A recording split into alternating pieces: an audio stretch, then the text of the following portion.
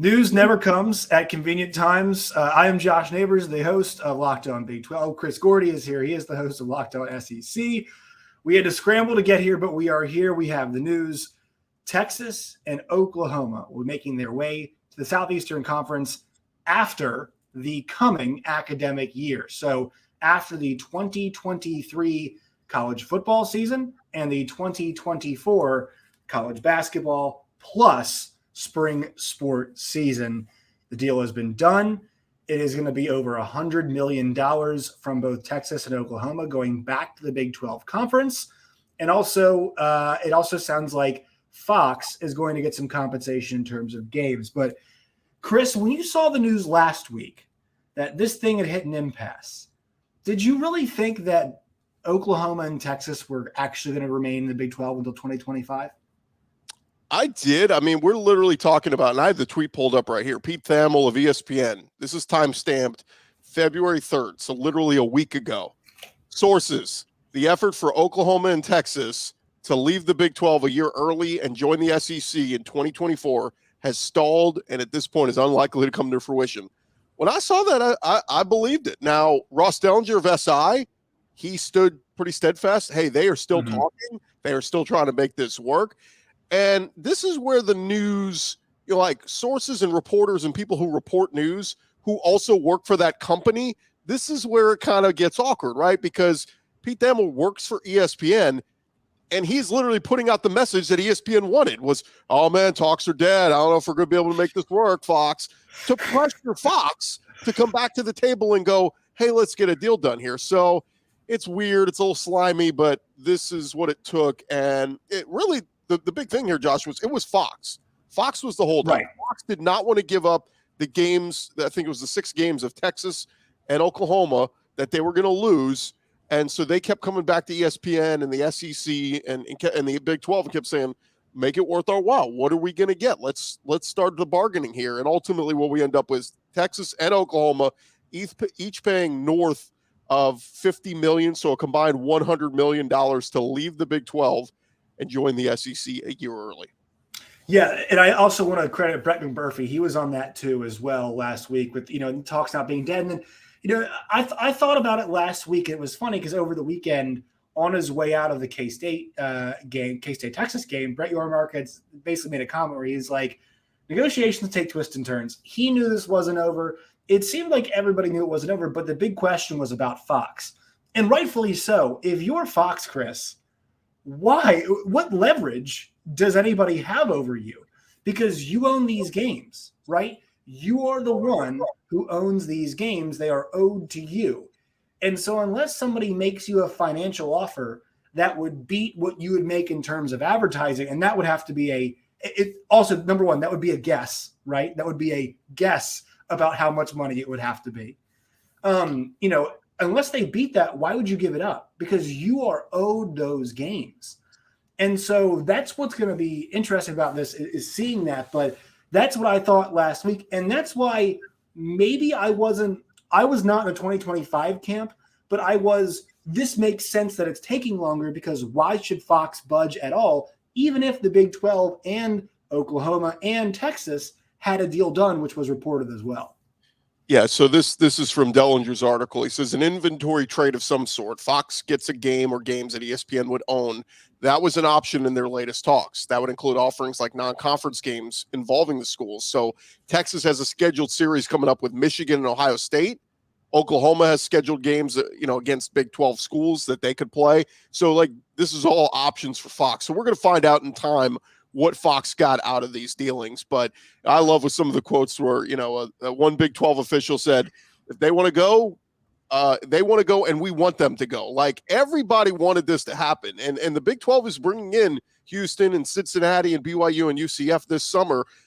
When the schedule came out last week with the Big 12 schedules, they were all like, look, this is fun. This will kind of be a fun little thing. Houston's like, oh, we get to play Texas. And, it's kind of a fun thing. But I think everybody looked at it as, oh, this will just be a one-year thing and then we'll move on.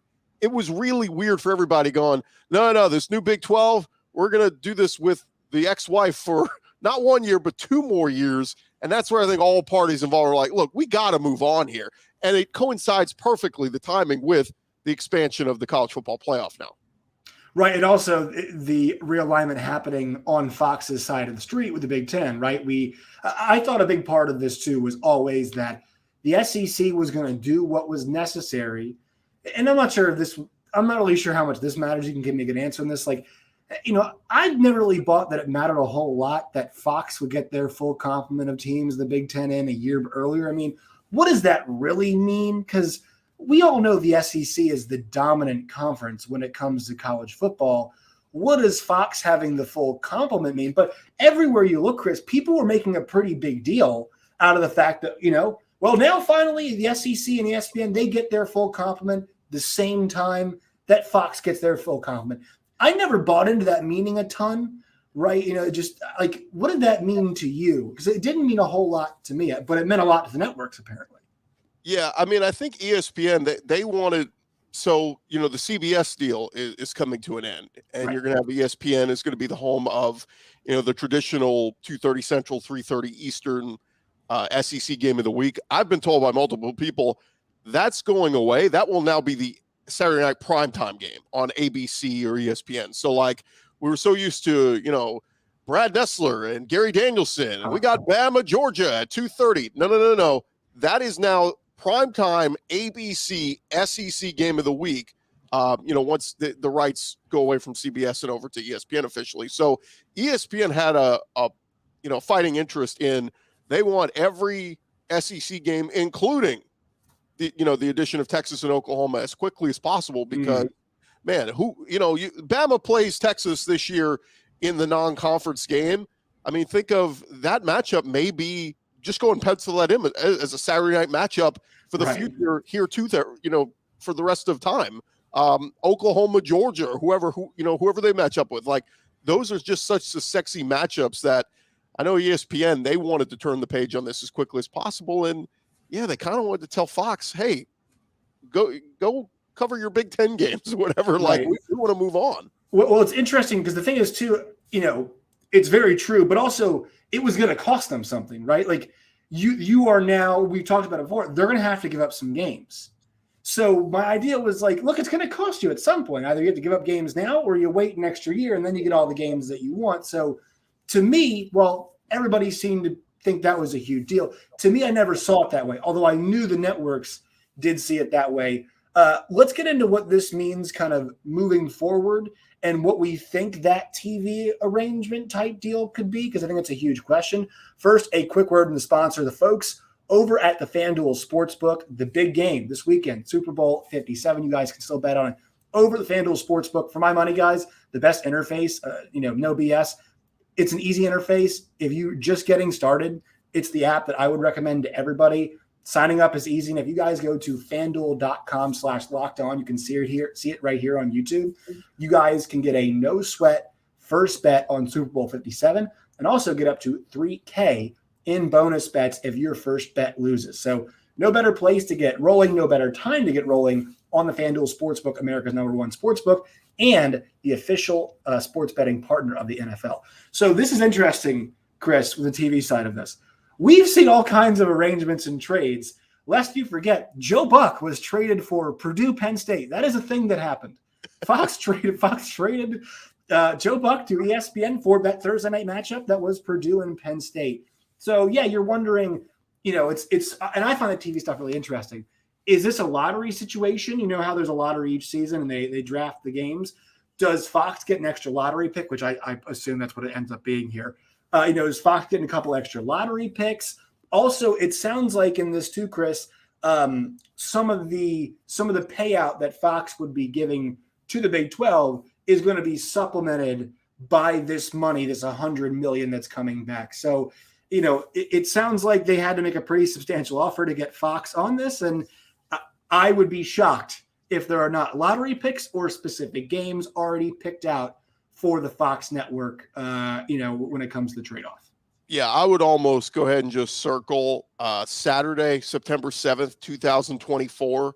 That's when Texas plays Michigan at DK Royal Stadium in Austin. So I would almost circle that one, that may be one of the bargaining chips that Fox is going to get now as part of this kind of given. It's interesting. I talked with Greg Sankey at SEC Media Days last summer, and I asked him about a potential early buyout, and he kind of threw his hands up in the air and said, we don't have anything to do with this. That's between Texas and Oklahoma and the Big 12. And I said, yeah, but like it behooves your conference to get this thing done early. I said, if they called and said, hey, would you help us write a check? Would you help? And Greg said, he basically said, no, we're not writing a check for anything. That's between them and their ex-girlfriend. Like that's what it is. So I just found that interesting. So Texas and Oklahoma giving up, $100 million to get this thing done. I think I read it's going to come out of their rights fees. And then even like more just like petty for the Big 12. They said they're going to sprinkle it and share it amongst all their members and go, and everybody's going to point at Texas and Oklahoma and laugh and go, ha, ha, ha, ha, ha. Y'all have fun over there in the SEC where you'll finish middle of the pack at best. So it's, I don't know. It's a lot of drama. It's a lot of all that, but yeah, that Texas Michigan game, that just stands out as one that, yeah, if I'm Fox, I would have had that as my, my number one bargaining chip. Go give us that and give us $100 million. Y'all can go. Chris, are you accusing us Big 12 folks as being petty? Is that what you're saying? Well, I've heard. Hey, hold on. Who left? Yeah, no, and so don't you have the right to be as petty as you'd want as long as they're in your neighborhood? Sure. I saw an Iowa State fan tweet at me earlier and said, "Look, one man's trash is another man's treasure. Have fun with Oklahoma, Texas." And look, I'm under, and I want to let the SEC folks know, like I've been all over this. I am under no disillusion. I understand what massive brands they are, but I have little sympathy for Oklahoma or Texas. And we saw it this past week, Chris. I thought it was pretty embarrassing on their part. When the Big 12 schedule came out, everybody does those cool, fun schedule releases. It's a great opportunity for you and your social media departments to shine, right? Kansas had a great one where they had a 6-year-old child, draw the mascot of every single team on their schedule, and the players try to guess which team or which mascot it was. And that's how they went through the schedule. Texas Tech had a funny video, all that kind of stuff. And you see great graphics, you see creativity.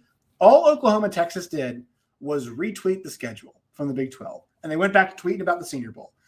And, I know they're upset and frustrated, but I was of the opinion that you have to take your medicine with this. It's okay they're going to the SEC. I would do it too with my school. Any school should. But to cry and whine about officials and schedules and when you're getting the schedule and negotiations for your way out, that to me, I've got little sympathy for that. And I'm not saying SEC folks are clamoring for this, but like I will say it has been nice to watch them cry and whine while also their football teams do not come with, especially this year, didn't really come close to making to the Big 12 championship game, which kind of gets us to the next part here, Chris. How are they going to fare when they get to the SEC? They could have used one more year. Come on, right? I mean, they could have used 1 or 2 more years to build up that recruiting and get that coaching in. And we'll get into it a little bit about, how is it going to work with 9-game schedule, whatever. But just on the surface, I go back to my conversation when it came to conference expansion, is be careful what you wish for. And that goes for everybody. Like, when South Carolina and Vanderbilt and Tennessee, and, I'm just mentioning schools that aren't Georgia or Alabama, like when those schools are saying, yeah, bring on Oklahoma and Texas, hey, your schedule just got tougher. So your quest to get to, and again, I'll take Tennessee out, but like, let's say Vanderbilt, they want to get to 6-6 and get to a bowl game. Like that's what Clark Lee's mission is this year. If you get Texas and Oklahoma added to the schedule, it just becomes that much tougher. For Georgia and Alabama, trying to run the table, go undefeated, it becomes that much tougher having those teams in there. So I just say, like, be careful what you wish for. And then also on the back end of it, like, I get like Texas coming to Williams-Brice Stadium, South Carolina. That's a big sell. Unless they're 3-3, like then and unranked, like then it's not that big of a deal, right? So it just becomes like, when I look at what Texas has done the last few years, 7-3, 5-7, 8-5, like, are they going to get better than that coming to the SEC? Right. I mean, they better be Arch Manning better be Bryce Young times 2 if that's going to happen. So it's fun to talk about, but Josh, when we get into the schedule and those games start getting played out and the season gets played out, luckily the college football playoff expands, but I mean, the SEC's not going to get like 4 or 5 at-large teams. It's not going to happen. I mean, they'll get a couple, but it's just somebody's going to be left out. And South Carolina's riding high right now with Shane Beamer. I know I keep going back to them. Let's even say A&M, Jimbo Fisher. They had just had a terrible year. They're hoping to bounce back. Dude, it gets tougher now if you got to play Texas or Oklahoma on top of the Bamas, the LSUs, the Arkansas, and all these teams. So I don't know, man. It's going to be fascinating to see. But I always say this, somebody's got to suck. They can't all be good. Somebody has to lose games. You know? I always say this too, Chris. It's the same thing for Big 12 basketball. We're going through this right now. And even SEC basketball to some extent, right? Like, somebody has to eat the losses at some point in time. And I think you made a good point. We're going to see a lot of full stadiums in the Big 12 this year for the same reason. We're going to see a lot of we always see full stadiums in the SEC, but there's going to be a lot of interest in Oklahoma going to Cincinnati, or even Oklahoma going to a conference school, right, where it's the last time we know for sure we're going to see OU play. I'm sure Bedlam this year is normally well-attended, going to be extra well-attended this year. It's the last Bedlam for a while now that we know, with this happening. And you're right. Like, if Texas is 3-3, it'll be the curiosity of South Carolina fans that draw them out there. But it's 3-3 Texas in the SEC against 2-4 or 4-2 South Carolina. Like, what are we really talking about here? With that. But I will say it does bring the excitement factor with seeing the new matchups. From a competitive standpoint, though, and I'll just speak for the folks that I work with that on the Oklahoma side of things, a lot of the SiriusXM Oklahoma folks, there is a certain sentiment of like, we'd love one more year to kind of build things. They're not even sure, but they're not sure Brent Venables is the guy. I mean, I think they are all still comfortable with him right now. But 6-7, that's the first losing season since I was a child, 97, the year I was born. And Texas, they are recruiting in all the right places, Chris. But the results are not there yet on the field. And so, of course, they're saying publicly that they'd love to go. But, like, those fan bases expect to win games. So when they show up and they're going 8-5 in the Big 12, and they start going 7-5, in the SEC, like, be careful what you wish for. That's all I'm not saying they shouldn't have done it. That's not what I'm saying. I'm just saying maybe they could have used that extra year. No, and again, I just go back to the fallout, and I know a lot of Big 12 fans are hoping Texas and Oklahoma fall flat on their face and don't succeed. But let's say they do succeed. Let's say both are possible 10-win teams. Well, Alabama's not going to fall flat on their face. They're going to still be there. Kirby Smart, last I checked, loaded, back-to-back national championships. They're not going anywhere. And so that's where I look to, like, everyone's so high on Josh Heupel right now. Fantastic season, double-digit win year. Totally right. Like, that isn't going to happen. If this happens in the SEC all the time, I'm like, oh no! When South Carolina goes 6-6, what's going to happen? Or 5-7, If those other four are good, like, you can't be good. LSU, Brian Kelly, he came to the SEC hoping to win a title, won the SEC West, had a fantastic year last year, but now suddenly you get a schedule and it has Alabama, road trip to Auburn, road trip to Austin, home game against Oklahoma, like, suddenly get more losses on them. And again, everybody's holding out hope, like, we don't even care about winning the conference. We just want to get in the playoff, blah, blah, blah, blah, blah. Okay. But again, that number's limited.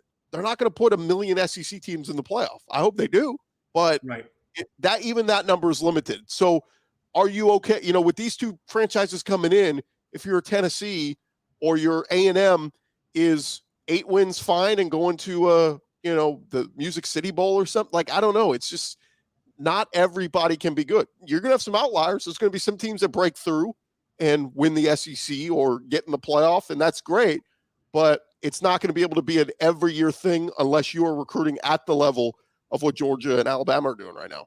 All right, we're going to hear from one more of our sponsors, then we got some more news coming in from Brett McMurphy. But first, let you all know about the folks at Built Bar. Guys, we've been talking about Built Bars for years, but the good news, they're now available at both Walmart if you want the 4-pack, Sam's Club if you want the 13, and I recommend the 13. They've got new delicious flavors. They've got brownie, any kind of brownie, fudge, cookies and cream. They've got a churro flavor as well. And if you guys still want tasty treats in the new year, but don't want all the fat and all the calories, Built Bars are under 200 calories. They got plenty of protein. They're not super high in sugar, and they're covered in 100% real chocolate, so they're delicious too. So you guys can go to Built.com or your local Walmart for the 4-pack or Sam's Club for that 13-pack today. All right, so we got some news from Brett McMurphy over at the Action Network. He is tweeting out that Oklahoma and Texas will send that $100 million, foregoing $100 million. Fox will receive $20 million of that. And also, Oklahoma and Texas will not receive full SEC share in the first year of the league in 2024. So, Chris, what this makes me believe that Greg Sankey said they're not going to write a check, but where is that money? Where is that money going to go, Chris? Where is that money that they're not getting full going to go? I love. Where do you think it's going to go? I think it's going to go to FOX and also the Big 12. But also, it doesn't matter. It's funny. They're going to be making funny money anyway. So what does it really matter in the end of this? Well, and that's the part of this is, they're gonna get about $70 million per year in revenue from coming to the SEC. So what's a little bit off the top to come in, and then we're going to be just fine. You know what they're going to do, and I guarantee you're going to see this. Texas and Oklahoma, they're going to load up all their team shops and stores with Texas SEC shirts. Like, they're going to make up some revenue. Time to make that money back at the bookstore, baby. Oh yeah, you need a bear, a Texas, Longhorn, SEC, right? Boy, with the SEC shirt on it. Like, they're going to absolutely try to monetize this thing as best they can. And hey, if you had that bumper sticker before that said Texas Longhorn, proud to be. Hey, now you got to get the one that has the SEC logo on it and all that. So they're going to find ways to do this. But I did want to bring up Seth Emerson over at The Athletic. Mm-hmm. He put out a piece saying, okay, now that we're here, what is this going to look like? Because that's the next discussion. And it sounds like all signs are pointing toward we're going to do a 9-game schedule in the SEC. And again, like, you got to pick what rivalries do you want to protect. It sounds like to me the easiest option is 2 permanent crossovers. So everybody plays everybody, except for you have 2 permanent crossovers. And for Texas, I think they've got to play Oklahoma every year, right? And then can we get the A&M rivalry back? How do A&M folks gonna feel about that? Well, tough. There we go. You've been in the league for a decade and you haven't won it yet. You don't get a say. So who would you go for Oklahoma's second? Oklahoma's second, maybe I have 2. Arkansas, because of the or how close they are. Missouri. Go back to give me the Big 12 one. Okay. I know A&M's there too as well to do that, but I think that would be good, just as selfishly as a Missouri Tiger. But yeah, I also want to mention one thing, quick thing, Chris. It is not said explicitly that Texas and OU's money from not receiving a full share is going over to Fox. I'm just assuming that. I don't think there's any reason that you wouldn't make them a full partner right off the bat. I mean, they are just as big of brands as a lot of other schools there. I'm just saying, I think it's safe to assume that some of that money is going to, who's paying that money out? It's ESPN and Disney, right? I think it's safe to say some of that money is going to compensate Fox in the Big 12. Well, it's like when you go to work for the mob, and it's like, what? Well, it's for me to bring in the circle, it's going to cost $1,000. But after you pay back what you owe me, everything else is your profit. Like, that's almost like what it is. Like Greg Sankey going, look, we ain't paying for your membership to come in here. That's on you. We'll just take it off the top, and then eventually you'll start making money here. So the Big 12 is going to – they've scrapped divisions already. I assume that's what they're going to do again. I think this year was a great example of it, Chris. In a 12-team playoff scenario this year, actually, I think it's pretty good example here. So in the 12-team playoff scenario, I'm not sure we can guarantee LSU would have been in, right? I'm not sure we can say that for sure they would have been in. The Big 12, and I'm not saying the SEC would have gotten 12 teams, but the Big 12, we can guarantee you that both of the teams that finished 1 and 2 this year in the Big 12 championship game would have gotten in, right? K-State won the league, and also TCU obviously made the national championship game, so they got in anyway, right? So I don't think they're going to go back to divisions. I think having divisions screwed them in a 4-team.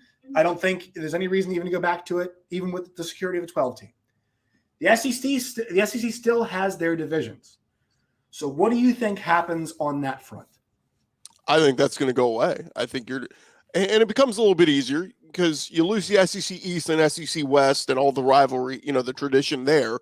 But I think you'll still preserve, Auburn, I think, could still play Alabama and Georgia every year. I think you could preserve those rivalries. I think Alabama and Tennessee could still play every year. I think you could preserve those. But it becomes easier for the SEC championship game. I mean, there's been some years where the SEC West champion has had 3 or 4 losses, but they won that side. And so they go to Atlanta. I think in future scenarios, you just say, hey, the two teams with the best record in the SEC will go to Atlanta and play for the SEC title game. But it is amazing when you look around the conference now, a lot of schools don't even care about that. Like I was talking to a guy who's a Tennessee fan. He was like, I don't care if we win the SEC. I just want to make the playoff now. So it does become the playoff is now the goal now. You know, it becomes a little bit like basketball. Like, who gives a damn about the SEC tournament anymore in basketball? It's like, you know, I want to make the sixth round of 64. Like, I want to make the NCAA tournament. And that's where I think it's going to fall towards college football now as well. Teams that play for the conference championship, great. But schools that don't, they don't care. Put me in the playoff. Right. Yeah, and that's the part of all this. You know, a lot of our in-season conversation becomes so playoff driven, and they'll continue to. That's why I like the expansion, right? Because it obviously includes more teams, and the conversations to the SEC. It's always going to be like, well, 3 or 4 losses, they can definitely make it, which I think makes it interesting. I think they should get rid of divisions, and I think that even if it puts you in a scenario where you've got a replay 1 week later, you know, after rivalry week. Like, I would have rather watched Michigan, Ohio State 1 week later than watched, you know, Michigan, Purdue. No offense to Purdue or anything. So, you know, and look, I'm not sure. I mean, the nice thing about the SEC is actually some of their last week rivalries are actually out of conference games, right? There is a piece of that, at least for the Georgias of the world, who's now obviously top dog now, you know, for Florida, who obviously was a top dog for a while in the conference. So are you okay with that? Even if we saw a replay, let's just say I don't know. Let's just say they play A&M Texas at the end of the year, and that's how it ended up. Or even in Auburn, Alabama, right? That's how it ended up being a rematch. Would you be okay with that? Yeah, I think that's kind of where we have to go with this. The interesting part, you brought up something interesting with the non-conference games. I do wonder, like, if we're going to the 9-game SEC schedule, and you got to add Texas and Oklahoma, the schedule gets even tougher. Does Kentucky still want to play Louisville every year? Does South Carolina still want to play Clemson every year? I know the traditionalists are going to say, yes, those are rivalries. You cannot get rid of them. But again, for Shane Beamer's sake, God, I got to play Clemson too after just going through this gauntlet of a schedule. Like, I wonder if some discussions with those maybe are considering going away. Georgia doesn't care about Georgia Tech. They'll keep beating up on them every year. I was going to say, notice how you didn't mention Georgia and Georgia Tech, right? Yeah. It's almost better for them to be like, remember who owns Atlanta? It's us. Every single late November, it's important for us to do that. But it'll be interesting to see what happens with all that. I do think, like, you know, at least from a travel thing, you know, they fit in the footprint. You know, Austin isn't that far past College Station if you're flying. Oklahoma isn't that far past Arkansas or Missouri. So I mean, like, you're all kind of in the footprint. I do wonder though, for the Big 12, BYU's not close. Like West Virginia having to go over to BYU, or Central Florida having to go up to Cincinnati, back to Florida, then over to BYU. I do think maybe divisions would make a little bit more sense in the Big 12. Yeah, but this conference got burned so badly with that one true champion thing when it kept Baylor and TCU out. And I just don't think they can go back to it. I think that what they can do is go with the more regional rivalries at the end of the year, right? So maybe you do your Baylor BYU at the end of the year. You do your Texas Tech versus Houston at the end of the year. You know, whoever you want to assign Oklahoma State to at this point, you can do that at the end of the year. And also, you know, I know we've been pretty SEC heavy, but I feel like a lot of their stuff is what's up in the air right now in terms of scheduling and whatnot. But I want to mention one thing for the Big 12. Brett Yormark deserves a lot of credit because he has come in the face of this. He has negotiated a new television deal, undercut the Pac-12. He has gotten this deal done. They've recouped $80 million, which they're going to give to the original 8 schools, and basically at a clip of $10 million apiece, which is not insignificant. I know it's not, you know, all the money that Texas and Oklahoma could have paid them, whatever, but it was always going to be a number somewhere in the middle. They have not frustrated television partner Fox. They've kept ESPN happy as well, who are both their new future television partners. And now with this out of the way, Chris, they can fully turn their attention to adding more teams. And I think now with what's happening to Pac-12, I think Oregon and Washington are back on the menu. I think they're back on the menu because they're having a tough time getting a television deal. And are Oregon and Washington, Oklahoma and Texas? No. But are they they're both teams that made playoffs, right? They're both teams that made playoffs. Oregon is Nike's college football school. Washington is in Seattle. And also they've got Utah and Colorado and the Arizona schools. So I'm just saying, Brett Yormark, you know, this stuff he had to do it anyway. But like he's knocking this stuff out with pretty good efficiency now. And I wouldn't put it past him to make a couple more moves here in the offseason. So if you're a Big 12 fan, I know you maybe wanted more money, but you're getting cash. The original 8 are getting cash. Television partners you're working with are happy, and you got a chance maybe to add some more. So kind of post OU and Texas leaving, best possible outcome, I think, here. Yeah, maybe I'm just an old fuddy-duddy. I still think geography should matter a little bit because I'm a fan who likes to go on road trips. That went out the window. But let's be real, Josh. Driving from Norman, Oklahoma down to Waco is feasible. Driving from Norman, Oklahoma out to Eugene, Oregon every other year is not worth it if I'm a fan. Chris, I am my alma mater, Missouri, has a rivalry with South Carolina because they're now both in the SEC East. The only two things those two places have in common is they're both in somewhere called Columbia. That's the only thing that South Carolina and Missouri states have in common, and they're the same division and have actually pretty. I think it's a pretty decent rivalry. Like those two schools do not like women's basketball, red hot, great rivalry. Even football too. It's got a little heat to it. So, but like that stuff's been thrown out the window. I mean, UCLA and USC. Why are they going to the Big Ten? Because Los Angeles, right? You grab those two big brands and TV deals. But like, how many fans are going to make that? Like initially, the first year when it's fresh and new, yes, fans will make that trip because it's new. Like I talk to Alabama fans, they're like, they can't wait to go to Austin because that's going to be so fun the first time. But then after a couple of years, driving from Gainesville, Florida over to Austin, Texas doesn't make as much sense anymore. So again, and I say drive because RVs.